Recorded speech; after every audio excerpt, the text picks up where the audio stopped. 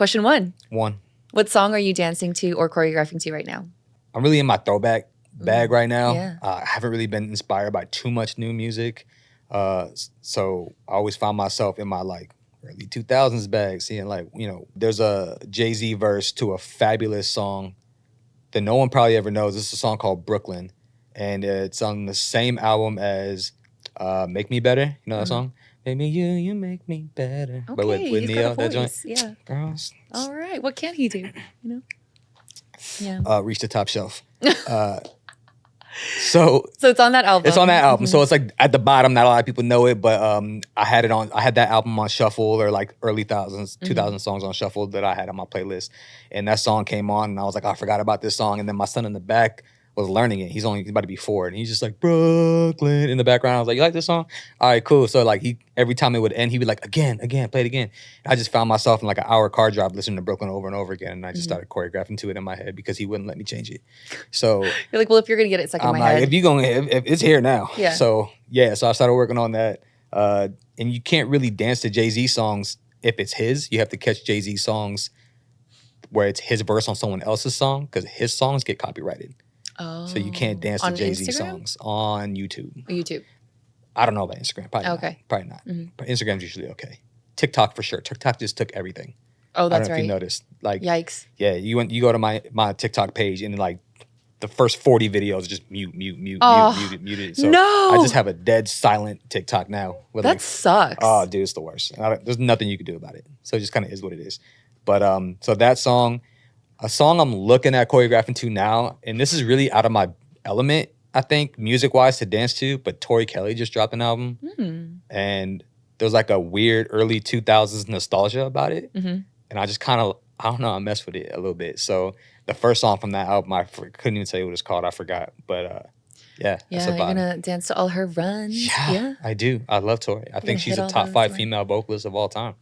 I could agree with that. Yeah. Yeah. Your son has great music taste. Yes, he does. That's his Coco Melon. he said, fuck that. He still, you know, fucks with the Baby Shark and all that stuff. And but he does have a What is it variety. about Baby Shark? Like there's like crack in it to kids. I don't know. He has a book. It's like a Baby Shark book, and there's like 8 different buttons with 8 different versions of that song. No. And he How plays can there them all. even versions? They're short. They're like 20 to 30 seconds long. So, you know, I could deal with it. But when can we expect those pieces? Are you going to teach to those? I taught to Brooklyn once in like a smaller no camera private class to kind of test it. And there's upgrades I want to make. So I'll probably link up with some of the homies, the people I usually hit up to jump in the studio with, who are like my guinea pigs, but guinea pigs that aren't yes men or yes women. Like if something's whack, they'd be like, yeah, Mikey, that felt dumb. I'm like, all right, cool.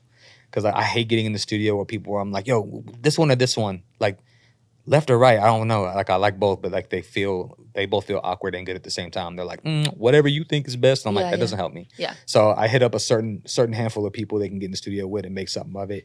And once I do, then I'll probably put it out. I think I'm like starting to become more in the era of like bringing back dance videos and not just class videos. So even if that means like I go outside and find an alleyway with like 3 friends and just knock out a quick little dance video. It doesn't have to be a full concept video, but like class videos are just overstimulated now and like getting scrolled past. So I think that it'd be cool to like actually rehearse some dance videos. So I think I'll do that with Brooklyn first, because that's just like the one that I have in my bag right now. Yeah. Well, I'm excited. I love seeing those. Like I love it when people, I mean, class video is a different vibe. That's why it's addicting too, because there's the energy. It's like so raw.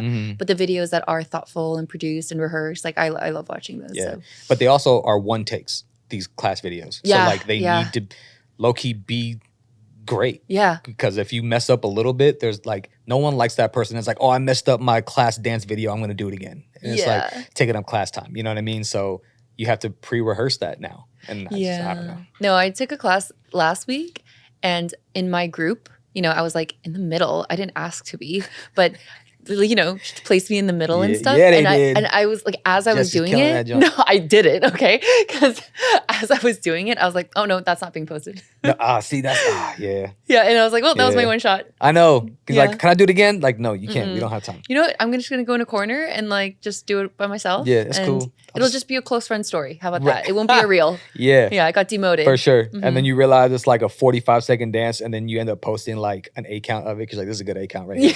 But I don't want to go to wait. So I'm just gonna post that account. The dancer's Facetune. Yeah. It's the trimming. Oh, yeah, 100%.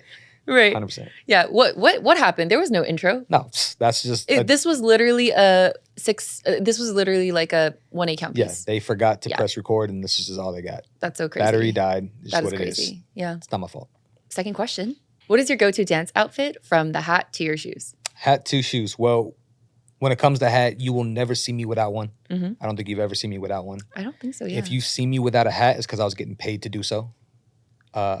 Even when I had hair, which I don't now. But when I did, I still wore a hat. It's just always been I don't know if it's a New Yorker in me or what it is, but I've just always been a hat guy no matter what. I would wear a hat with a suit if it goes.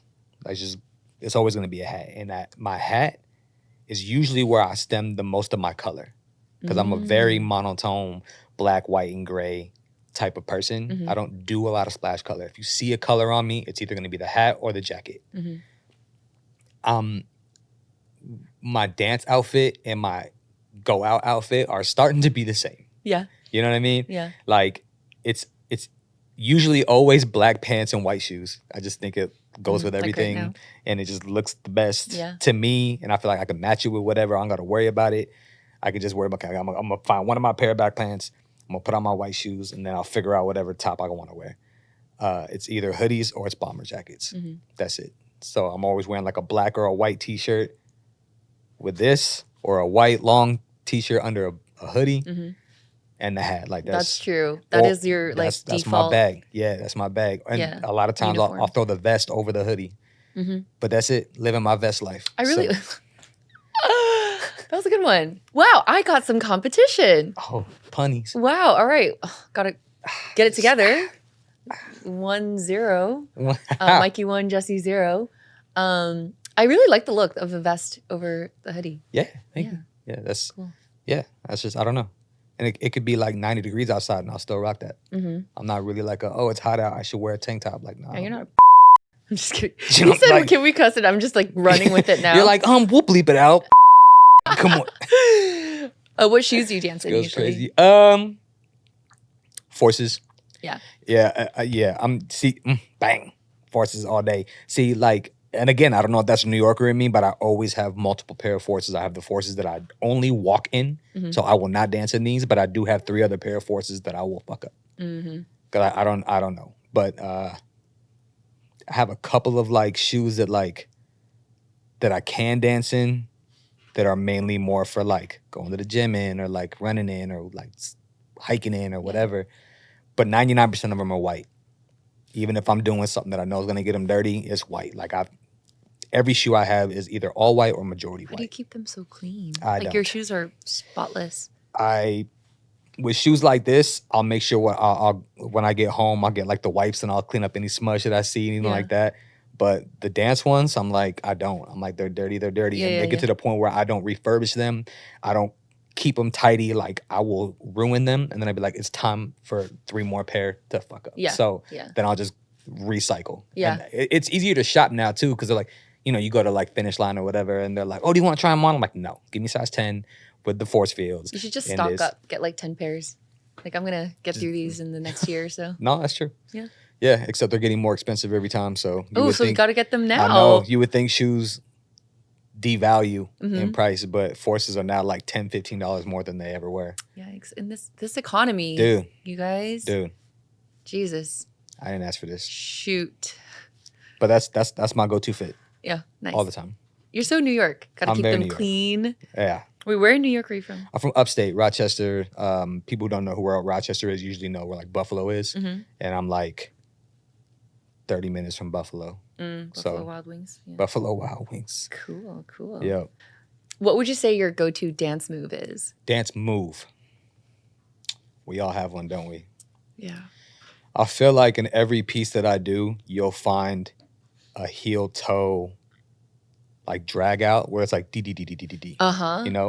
Like either it's in or it's rolling out, but it's like heel toe, whether it's out or in or whatever, or both of them or whatever. Like however I plan on using it, it's in there somewhere. When it comes to choreo stuff, if I'm freestyling and like my natural freestyle go-to, I like to wave a lot. I like to do a lot of like broken waves, so like hidden walls and like flipping different like angles as far as like waving goes, just to bring me to like the next aspect of whatever I'm doing. But like, I think that little heel toe shakeout is probably like the one that I'm like, it's just, if it feels right, and it usually does. Yeah. I love asking that because it's like everyone has kind of signature moves, and I feel like if you've taken someone's class multiple times, you're like, oh, I need to practice that. Yeah. Because no, for sure. Do it. Yeah, for sure. Yeah, that'll be in there somewhere. And it's funny too, because like when you ask that question, a lot of times it's like they have to watch it themselves, because sometimes these like go-to moves are so natural they don't even really think about it. So like, oh, you do this every time, and you're like, no, I don't. And you watch it and you're like, oh shit, I do. Yeah. Damn, I do just do that. Muscle memory. Yeah, we all have our go-tos, so we just never really realize it. But it's funny and fun seeing other people tell you what your go-tos are, because they're the ones that like learn it and see it and recognize it more than you do. Have people told you that? Yeah. Yeah. You're like, what heel toe? What, man? I've never done a heel toe in my life. I have no idea what you're talking about. I'm about to do this whole piece standing still now because of you. No waves, no heels, no toes. No heels. It's all neckography. Torso. All neck and ribs. Thank you, necks. 1-1. We're even. All right. I only know professional dancer, Mikey. Okay. How did you first get started dancing? 0, excuse me? I'm just kidding. I'm kidding. Peanut gallery. I'm totally kidding. Yeah. I only know professional dancer, Mikey. Yes. How did you start dancing 0 to 1? Your very first. Very first. Yeah. Okay. Impressions. Yeah, 0 to 1. Yeah. Yep. I know most people are like, oh, I've been dancing since I was 3. Like in the womb. In the womb. And I was just born to be, like, all that bullshit. I hate those answers. Oh, Lord. Because even when you were a kid and you got thrown in, like, those kids that get thrown into the competition world at, like, 3 years old and, like, do all those things. It's like, yeah, but when did you actually give a shit about it? Like, that is so true. You know what I mean? That's so true. Because I technically started doing ballet when I was a toddler.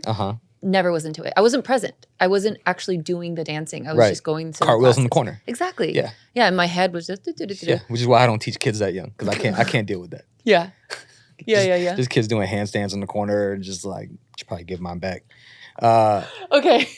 So where I started dancing when you were a baby? No, I actually started dancing the summer between 8th and 9th grade.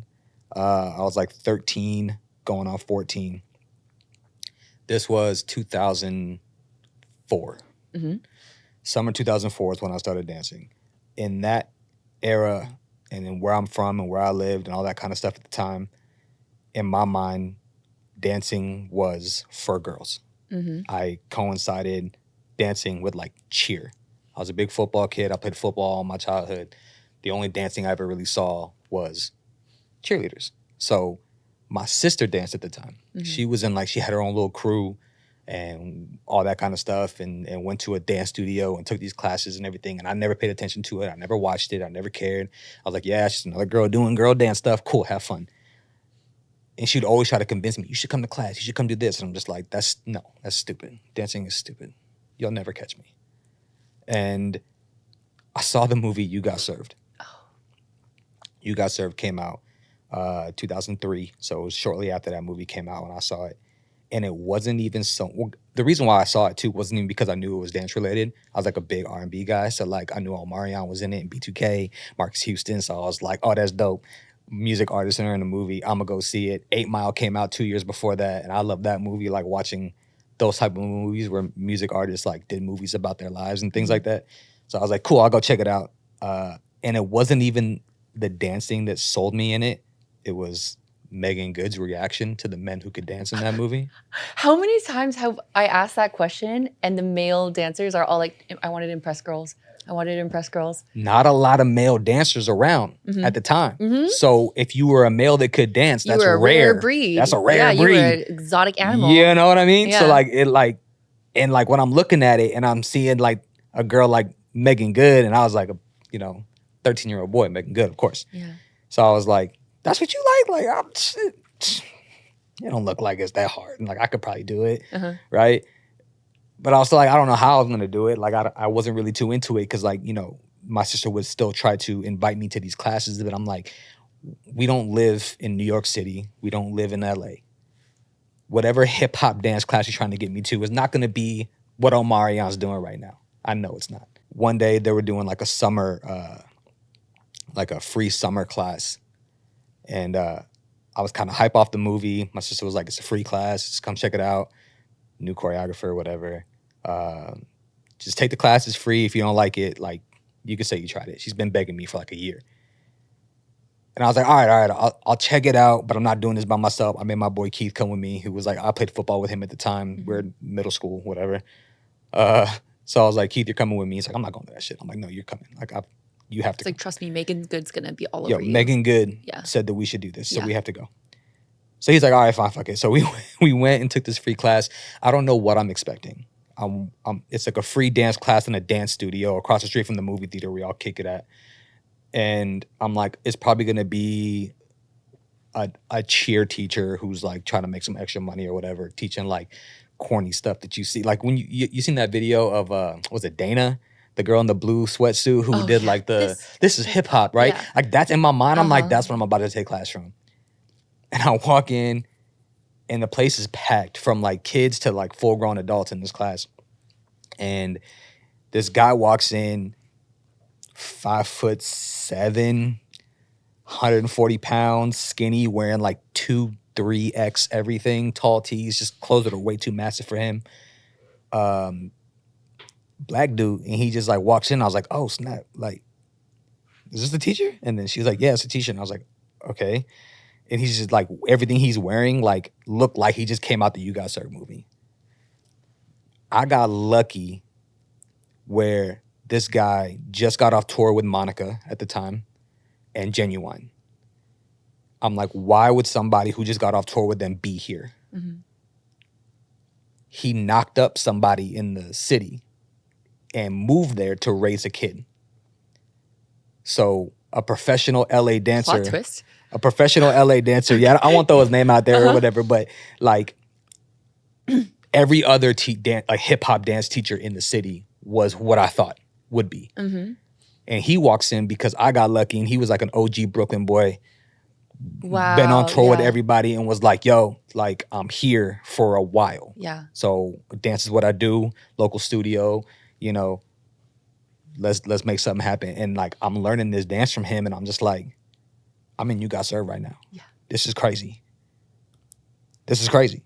And then, but I still wanted to play it cool because I'm just like, I still don't know. That cool. And like I'm looking at him and he's like, and I want to be cool for him too. So he sits me down after class. He's Wait, you're 13 at this point? 14? Yeah, okay. 13, 14.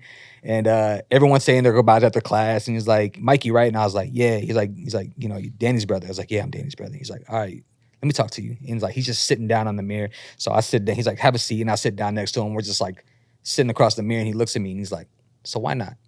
That's all he said. He's like, why not? And I was like, I mean, it's cool, bro. Like, you know, dancing is cool or whatever. He's like, yeah, but you fuck with it though, right? And at that time, like adults weren't cursing around me like that weren't my parents. Mm-hmm. You know what I mean? It was like, when you're at that age in a professional environment like a studio, people are like minding their manners and making sure that it stays professional. And he just looks at me, 13-year-old boy, and was like, yo, you fuck with this stuff, right? And I was like, I mean, it's cool. And like in my mind, I'm just like, yeah, I fuck with it. I fuck with it. Like, this is crazy. Like, you don't understand, man. But in my mind, I was like, yeah, it's cool. It's cool. Yeah. And he's like, I know that you feel a little on edge about it, man, but like, I'm gonna be here for a while. So like, if you want to rock with me, man, like you're more than welcome to pull up whenever. And I was just like, all right, I'll think about it. And I was just like, no, I'm coming for sure. But I'm not gonna tell him I'm coming. I'll just show up. I don't know. It was just like at that time I was like, I'm too cool to dance. I gotta go to football practice. But I was just like, no, I'm gonna be here. Trust me, I'm gonna be here. Yeah. But yeah, that man changed my life and was the first person to ever like use me to help him create choreography, help me make up my own choreography for the first time. First dance collaboration I ever did. Introduced me to a bunch of music I never listened to. She pretty much set me in motion as a dancer at a young age and helped me balance still doing things that I love like football and not being ashamed to do that aspect of it too. Mm-hmm. Introduced me to a bunch of freestyle heads. Rise had just came out not that long ago either. So like Crump was really big in the area. So yeah, that's just kind of how everything got put in motion. What an amazing story. Thank you. He really did change your life. He did let you open up and access that part in you that you probably would have just like suppressed and yeah, for sure. yeah. And even beyond that, you know, I always tip my hat to my sister because she's the one that was begging me to pull up to that, and I would have never been in that environment if not for that. So I tip my hat to him, but I also tip it to her, and I also tip it to whoever you got served idea that was. Yeah. And I tip my hat to Megan Good. So thank you, Megan Good, for starting my dance career. Megan Good, thank you. If you see this. I almost got to work with her once. She was directing a music video for Eric Bellinger. And it was one of those things where like it was a free project where they just wanted me to come on and freestyle and they weren't going to pay me. But I was like, I love Eric Bellinger and I've always wanted to meet Megan Good. So it's a perfect opportunity. I pulled up and they had me sitting there for 12 hours and didn't use me. And I was like, I need to leave. And so I just left. But I never got to be in the video. But like what they needed me for was getting shot later. But my call time was at like 9 a.m. Yeah. But they weren't going to use me until like 11 p.m. So I'm like, why am I here? I could have done something else. Yes. And I was young and I wasn't like a booking dancer at that point. I've been in LA maybe like a year at that point. So it's like a long time ago. And I regret not sticking around. But the ego in me was like, man, I've been here for a half a day and no one will even look my direction. I'm out of here. Yeah. What are some of the top jobs that you've done? And then out of all of them, what was your most memorable? Okay. I think I usually narrow down my top 2 favorite jobs and most memorable jobs to these 2. The first one's probably not what you would expect. Back in summer of 2015, I had an opportunity to work with Dave Scott on a summer performance for the Disney's Pixar Inside Out. I love that movie. Yeah, I played Sadness in a live dance performance that we would do 5 times a day at the El Cap Theater in Hollywood. So, you ever been at El Cap? Okay, so the El Capitan Theater right on Hollywood and Highland. It's a big theater with a giant stage and a curtain, and then there's a screen behind it, but then there's like a stage like to be able to perform. What they do is like only one movie is played there at a time for like 2-3 months at a time.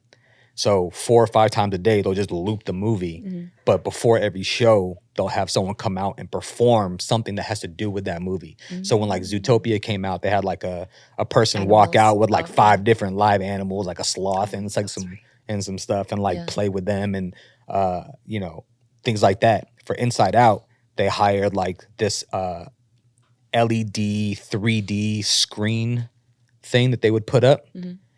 And they would give everyone their 3D glasses and there would be like a 10-minute show and 2 minutes, every 2 minutes would change characters. So I had like a 2-minute dance solo as Sadness. And they put me in this all blue suit. B-Dash was in it. He was Anger. He was in the all red. Peter Pinnock was in it. He was Fear wearing the purple. My friend Tango was also swiping in for that. And yeah, we just like, it was just 5 of us at a time, and we would just do these dance performances 5 times a day for Inside Out. It wasn't the job that's the most memorable for me. It was how I got it. Now, when dancers go to auditions all the time, right? This is 2015. That's when people are still going on 2 auditions a day, whatever, and going crazy and trying their hardest and then getting cut. And that's just the life that we live, right? It was a private audition, but it was still a big number, right? I didn't really know what it was for. I was in somebody's Jete piece, like the week before the audition. I didn't want to be in it anymore.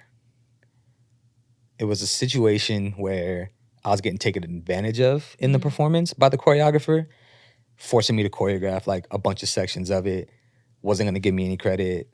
I was pretty much doing all his job for him. The way he was treating us in rehearsal, I didn't love it. And I was like, I don't want to do this. I'm just going to like quit. But then I knew that if I did that, then that affects every other dancer in there. So I was like, I'm going to suck it up and I'm going to just do the performance anyway. Dave was at the audition, or Dave was at Jete in the front row. When Dave saw me, he was like, Mikey, I got an audition coming up. I know we've never met yet, but there's an audition I think you'd be great for. It's private, but here's the information. Can you come? And I was like, all right, bet, I'll come. So already I'm like, I would have never got this opportunity if I didn't stick around and do this show, right? Which brings me to the whole, like, everything's for a reason. Like, I do believe that. No matter where that's coming from, like, everything that you do has a cause and effect for something else in your life, positive or negative. Whether it loops back around right away or it takes a while. So I was like, oh shit, okay, cool, that's tight. So I go to this audition. They asked me to do the most random thing. They're like, okay, we learned the choreography section, normal. A bunch of people stuck around afterwards who got kept, and we're like, okay, now we're gonna do the freestyle section. And Dave was like, we're gonna play this song and we want you to interpretive dance. That's the term that he used. And that's very clear that we make sure that interpretive dance, not freestyle, interpretive dance. The song that they choose is Total Eclipse of the Heart. Oh. Do you know that song? Turn around every now and then. Yeah. So I'm like, why would you choose this song? Oh, because you didn't know what it was for. I didn't know what it was for. Gotcha. And obviously that person's not making music like that anymore. So I was like, why would we do Total Eclipse of the Heart in the freestyle? And like, they had it looping. And they were like, don't worry about like, it wasn't grouped. So it's not like freestyle for a couple A's and then they'll cut the music and start over. They're like, we're just going to play the song. There's a circle. If you feel like going out, go out. Right? Free for all. I'm watching people go out there and go crazy with athletics, turns, flips, like they're Total Eclipse of the Heart. They're like, oh, you want contemporary, so they're going crazy with the technique, right? Killing it. I'm like, I don't do this. I don't do any of this. I'm a hip hop dancer. Like, there's nothing I can do to this song hip hop wise is gonna wow anybody. So I'm like, but then I remember, I'm like, he said interpretive dance. He didn't say freestyle. So I feel, and I'm looking at him. He doesn't seem too impressed. So I'm like, I don't know what he's looking for. But this song makes me feel funny. So I'm just going to do something stupid. And I looked at my friend Ryan. Ryan was a kid that I used to train a lot back home. And he lived out here now. And I was like, yo, you trust me? He was like, all right, yeah, fuck it. Because he's in the same boat. He's not a contemporary dancer like that. He's a tapper and a hip-hop dancer. So I was like, let's just do something. I was like, lay down. I'm just going to just drag you out there. And he's like, okay. I grab his foot and I slowly start to fake cry. And I drag him by the foot to the middle of the floor. I fake bury him. And then he gets up and starts fluttering around me like an angel while I pretend like I'm like sobbing over a body that's not there. And then he touches me and I'm like thinking it's a ghost. And we are just literally doing the dumbest shit ever. Zero dancing.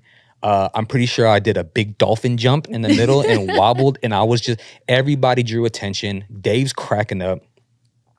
Like, everyone's just laughing hard. No one's stopping us. Everyone's just letting us do the dumbest shit in the whole wide world. And then I left and I was like, there's no way we get this job. But that was so fun. That's the best audition I've ever done. It was so fun. I got a call like that night. They're like, yo, we want you to be Sadness. And then when I got to rehearsal, he was like, everything you did in that audition, we're doing that for your solo. So they made me interpretive ribbon dance for the actual show. They gave me 2 ribbons and I was just doing... And we kept the song, Total Eclipse of the Heart. And I was just, and there was like a 3D rain cloud that followed me around the entire time. And that was my job for an entire summer for Disney. That is so sick. It was so dumb because I was like, it took no physical talent to get me this job.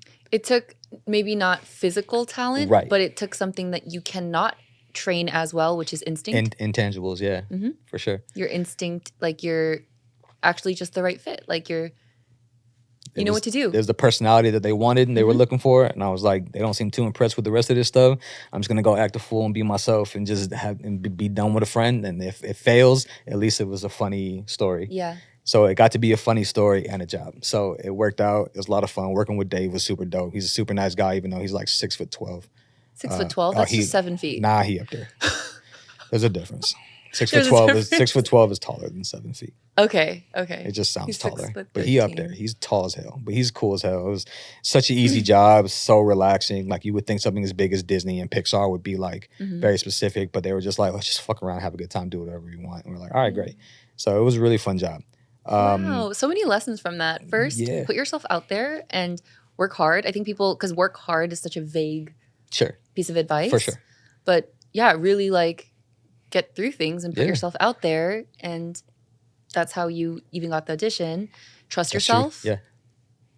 There's more than one route to success, I guess, or getting a job or whatever that case may be. Because if I went out there and just started like freestyling and waving and popping and did like a head slide or something like that, like I probably wouldn't have. Also, third lesson, be attentive. Be present and attentive with people who are making decisions, because that didn't even occur to me. Like, you're looking around and seeing the reaction and like kind of gauging what move you should take. Right. Because I know that I can't level up to what I'm seeing as far as the talent goes, because I know that I'm not technically trained like that. I know I can't do 40 pirouettes. I know I can't do a round off back layout into a split into a whatever the hell they were doing. Yeah. Like, I can't do all that. So I was like, there's nothing I could do dance-wise that's going to top this. They're going to just drag right past me. So I'm like, let me just do something really stupid. It worked. And see what it works. Yeah. And it did.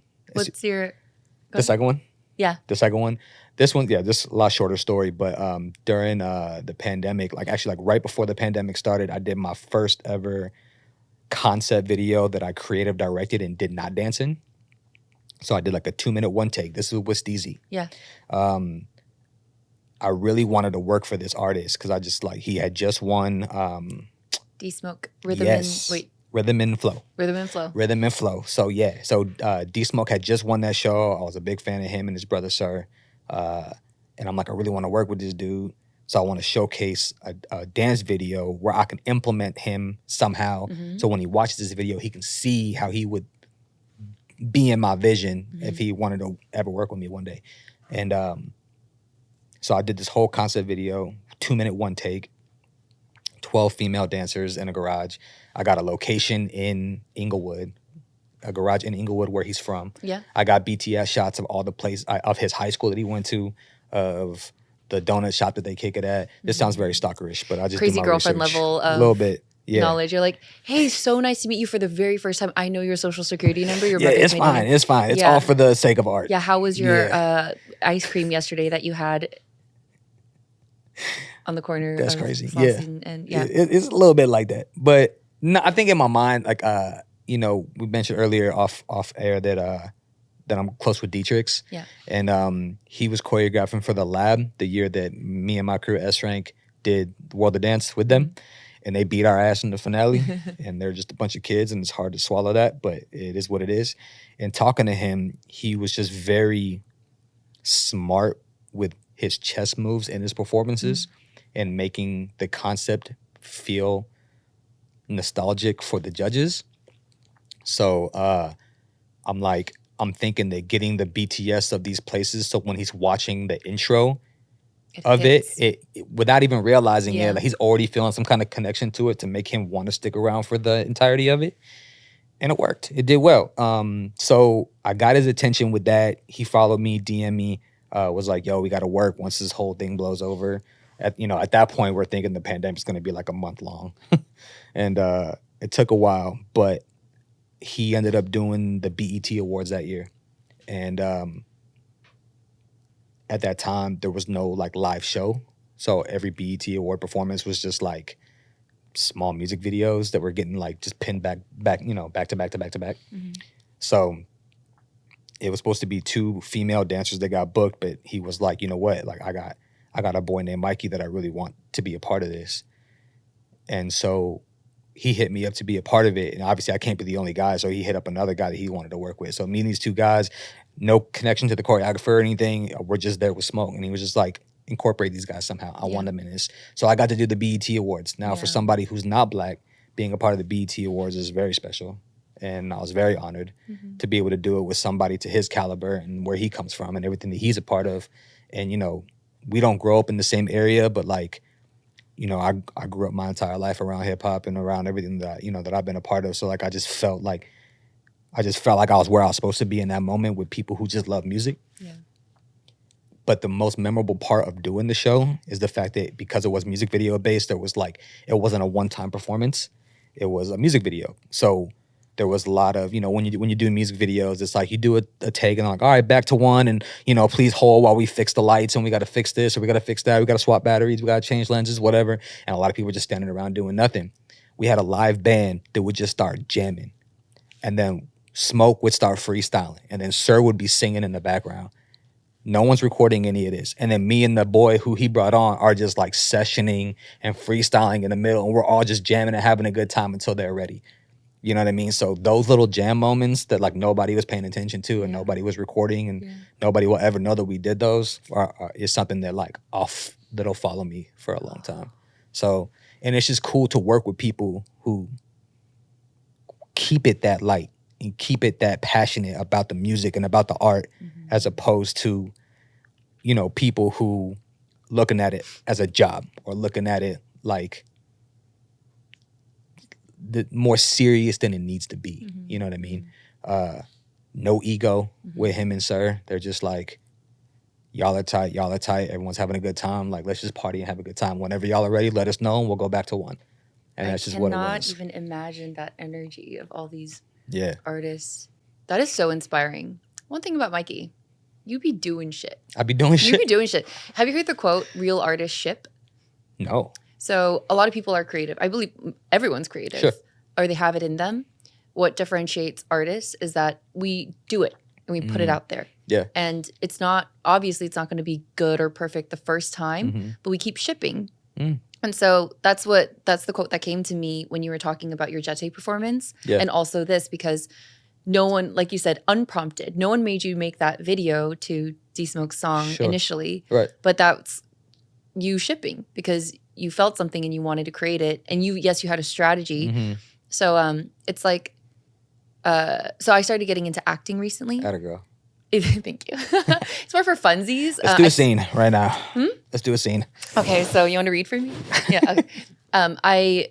I started taking classes for therapy, but I started to really love it, and I was like, I wonder if I can, like, you know, just get, you know. But no. I wanted to just try doing some short films and stuff. Yeah. But I was like, wait, I don't have a reel. Like, I don't have footage and whatever. It's hard. Yeah, but I was like looking at all these videos of, or like YouTube videos of dancers that are talking about their journey. And they're like, well, you just shoot stuff. Like, you can look up scripts anywhere and do a monologue. Yeah. You can have your friend read for you. You can like volunteer to like do something. But either way, like if you're an actor, act. Yeah. So if you're a graphic designer or you want to be a graphic designer, your portfolio isn't just your client work, right? It's not just stuff you got paid for. It's your own designs. Personal projects. Yeah, you're showcasing your art. Yeah. So I think to your point, like sometimes it is a business and it is work, but real artists ship. No, that's real. Mic drop. I love that. You've been in the dance industry for a while now. What do you think the dance industry is missing? A retirement plan, benefits. I mean, I don't know if they have that in like the union, people who are part of like SAG-AFTRA and stuff like that. Yeah. But I know that if you are part of SAG-AFTRA, they charge a lot. And if you don't book a SAG-AFTRA job after a while, they kick you out. So I don't know how beneficial that is. But for people who are self-employed, it'd be nice to have some kind of backup, health insurance, things like that. That's probably the main thing that this industry has been missing for a while. I know a couple of artists that take good care of their dancers like that. I know like Justin Timberlake and gave all his dancers health benefits. Really? Yeah. Not everybody can dance for Justin Timberlake though. So, and I think Missy Elliott might have done the same thing. But it's very rare. Yeah. It's very rare that artists will do that for you. I've never heard of that. Yeah, exactly. It's very, very rare. And I could be making up that Missy Elliott one, but I do know that Justin Timberlake Let's give her the benefit of the doubt. Thank you, Missy. Yeah, thank you, Missy. Yeah, big part of, probably one of the bigger artists when it comes to the dance world and what she's been able to give to dancers. But that's probably like the toughest thing when it comes to... Just like the security around your work in your craft. Yeah, because everything is like the consistency when it comes to what we do is so hard. I feel like we get paid a lot for what we do. We just don't get paid often. And you don't have as much control over how consistent that could be. Because, I mean, you do, but also there's a lot of other variables. Yeah. Like you said, auditions. You just don't know.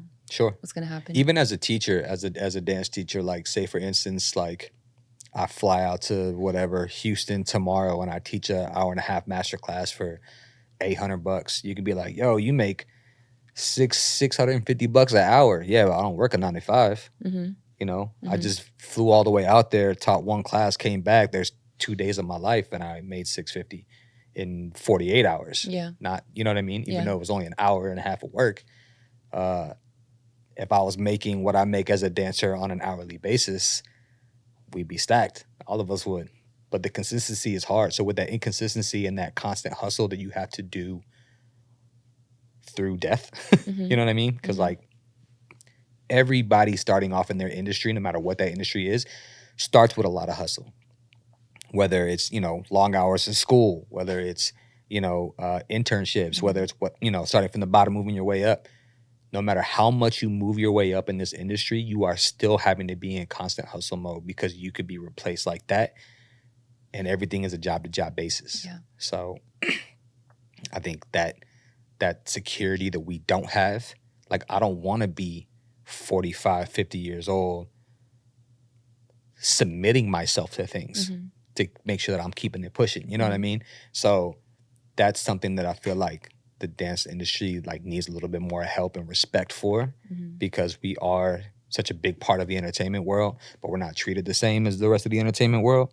And I understand that when it comes to like, you know, artists sell out arenas and they sell and it's streams and it's, you know, it's t-shirts and it's, you know, whatever. It's the same reason why like NBA players get paid more than WNBA. Like I understand the brackets and where this money is coming from, but we're not just given those opportunities. So it'd be nice to have some kind of security where if it doesn't work out, where we like make millions of dollars in our life doing what we do, then at least we have a retirement plan. At least we have health insurance, especially for people who are doing so much physical stuff. Yeah. You know what I mean? Yeah.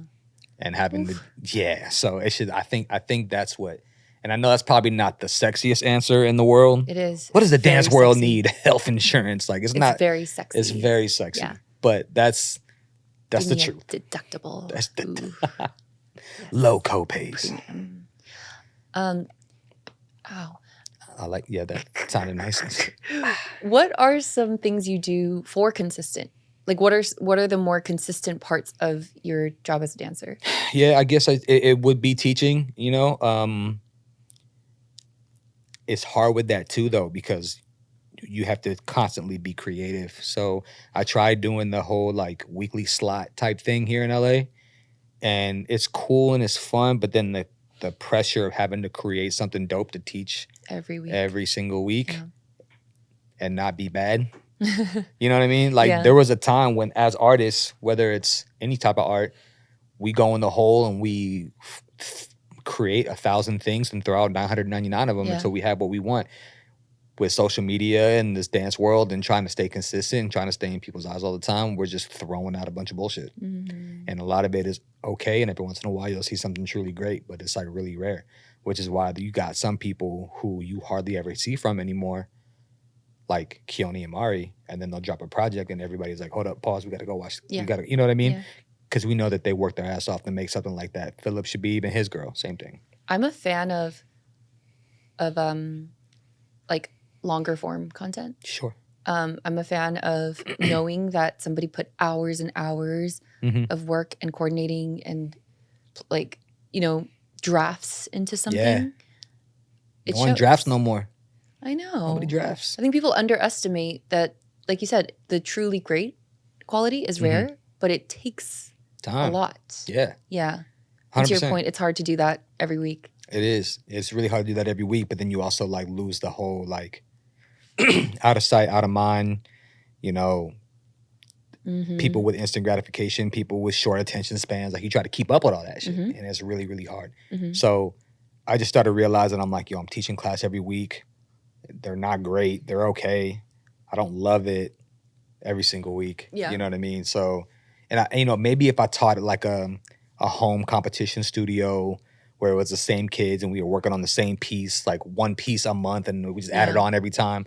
But when you in the industry in LA and you walk into a room and 90% of the people in the room are different than they were last time, because that's just where we live. And I'm in the industry, and you had some videos go viral and you had some dances do well, and you're known for being on, you know, S Rank and being on this show and that show and being affiliated with these people, you get that pressure put on you. Like, it needs to be dope. Yeah. Because if it's not up to par with what I've seen from you, I'm not coming back. You know what I mean? And there's so many studios now, and there's so many teachers that are great. And 5 goats are all teaching at the same time in 5 different locations. Yeah. And it's just getting wear thin. So I'm like, why am I busting my ass to create mediocre stuff every single week? Mm-hmm. Yeah, you know what I mean? Like, why am I doing that? So that consistency is kind of falling off. Traveling isn't as aggressive as it used to be since, COVID. Mm-hmm. So I'm not on the road as much as I used to be. Mm-hmm. So consistency is hard. It is. Consistency is very, very hard, especially when you're co-parenting with, someone who was also in that bag. Yeah. Because, my lady doesn't have a 9-to-5. Like, she's also in hustle mode doing her thing. So kid's not in school yet. So if she's on a job, I have to be home. When I'm on a job, she has to be home. We can't take them everywhere, you know? So trying to find that balance where this household is just constant hustle mode, trying to find some sort of consistency is tough, but that's the goal.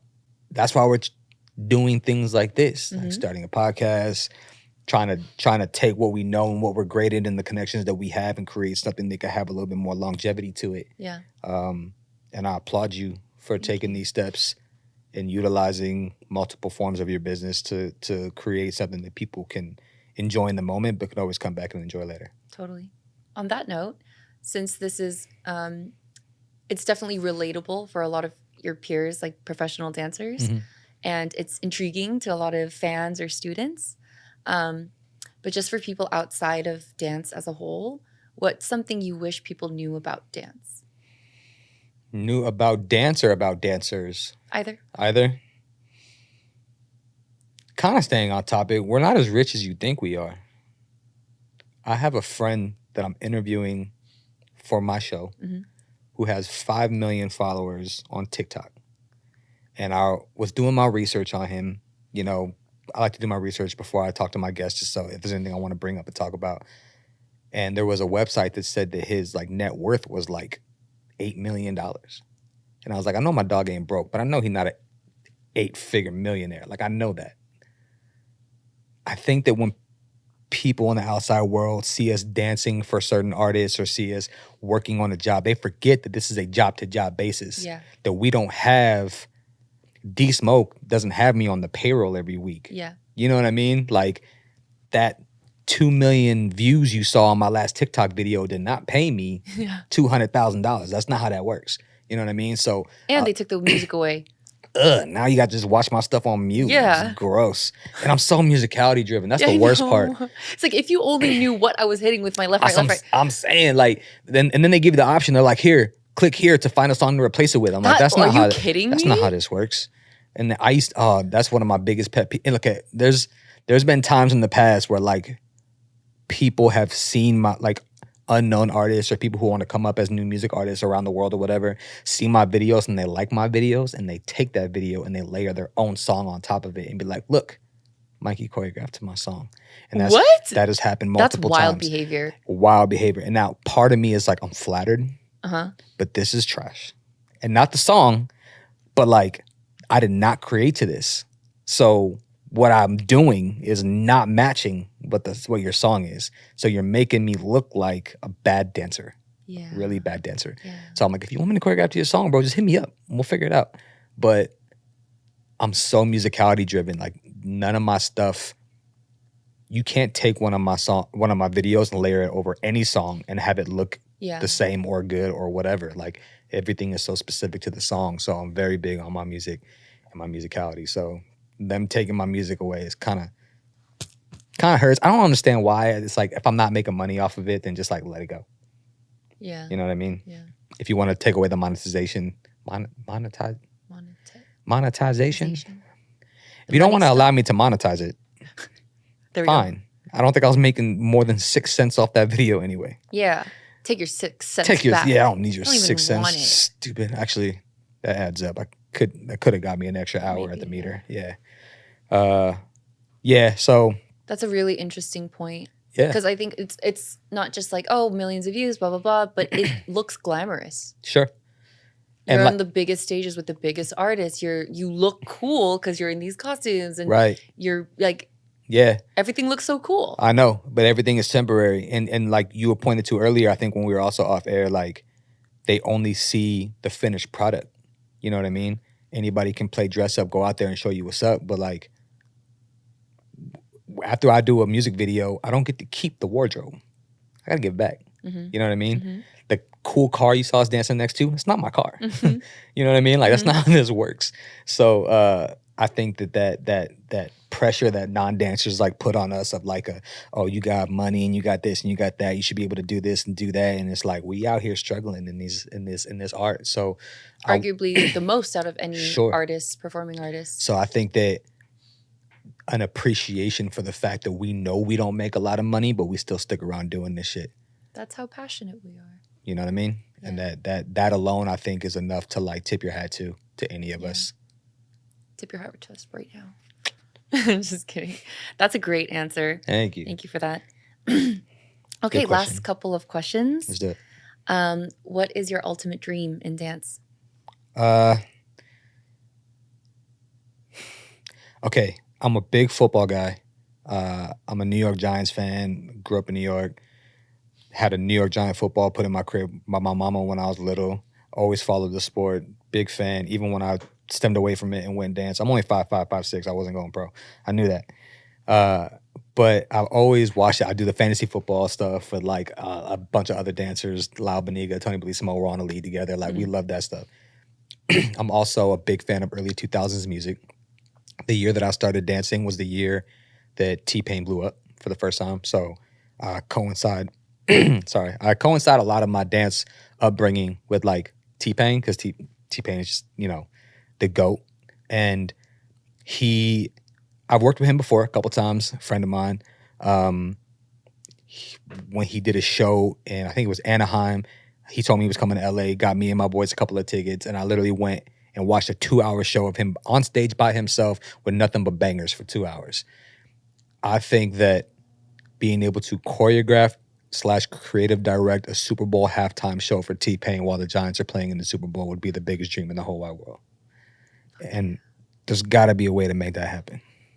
One thing about you, though, you have like the craziest ability to will anything into existence. I hope you're right. Not that you just conjure things up, but you get like you've gotten what you wanted. I appreciate that. So I hope believe you're right. that. If I you hope tell you're me right. like right now, it's not just like that's my dream, like I'm going to, I'd be like, yeah, he's going to. I wouldn't even blink an eye. You're probably the first person I've told that dream to. Wow. And Angelita. Yeah.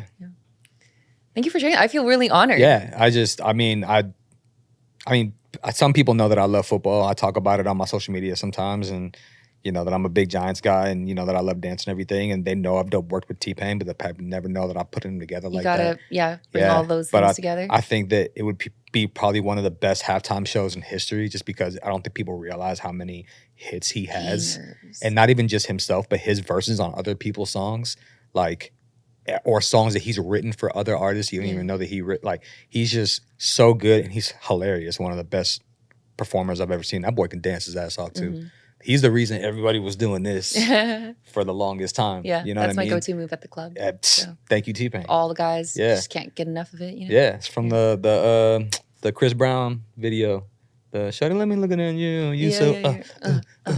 you." Amazing. So being able to link up with my dog Payne and do something on the Super Bowl halftime show by itself, cool. On top of that, having the Giants play in it too, and win, of course, because we don't go to the Super Bowl and lose. We just don't. We don't really go to the playoffs either. But if we make it somehow, we usually end up winning somehow as underdogs. But it's cool. Lifelong downer when it comes to New York sports. But we got a couple rings. But I think that putting those together would be a dream for sure. I can see it. Can't top that. Yeah. It'll happen. And then when you're doing it, I'm going to replay this episode and be like, I manifested it. Yeah. And we'll come back and we'll just shoot a little video where it's you looking at me and pointing, and I look at you and I wink. And it's the whole background music, like the end of Sandlot. When he was finally in the major leagues, and he stood and he looked up and he gave him the thumbs up. That's going to be me and you. I am so excited for that. It's going to happen. It has to. It's documented now. This episode is going to be so good. I feel like I don't even have to edit it. Tight. Yeah. Great stories, great speaker. That makes me feel great personality. But like you said, we're friends. We know each other. This is a conversation. It didn't feel like an interview. Mm-hmm. You know what I mean? And so it's really me. Yeah, I'm just talking really to Jesse. Me, so. It's really you, for real. Yeah. very last thing. Sure. I don't do like bios and stuff because I'm going to grab it from you later, like when I'm about to publish. Sure. But what I do is shout out to all your communities, past and present, just rapid fire. Communities, yeah. My first crew ever, 724, all day, every day. That's the one with the guy who brought me into dance. That was our crew. So I'll forever be grateful for that. When I moved to LA, I joined Ocean's 11 with Fresh Redding and Kevin Jackson. They kind of wrapped me up into this dance world here in LA. All the things I've done with S-Rank and my boy Melvin Tim, I got to shout them out. All the studios that gave me opportunities, from Millennium to Movement Lifestyle to Debbie Reynolds to IDA to Playground and Kenny Wormald, and all these people who give me constant opportunities to share my craft, and you know, good friends like my friend Jesse, who's able to bring me on and share some of my history that people may not know about me, and have me on your show. Like, these constant communications and these moments of just like being able to have these conversations that I told you in the beginning I don't get to have as often anymore. So I think it's dope that, you know, as soon as you asked me, I was like, yeah, I get to talk with a friend. Yeah, let's go. Yeah, let's make it a 6-hour episode. Fuck it. Also, go check out my podcast. That's right. Lecture and Lab podcast dropping at some point this summer. I don't know when this is dropping, so it might already be past summer. Podcast. But LNL podcast, yeah. Instagram, LNL pod, P-O-D. Check that out. I'm going to have some people on there. We're going to be performing and doing some fun stuff, so check that out. Boom.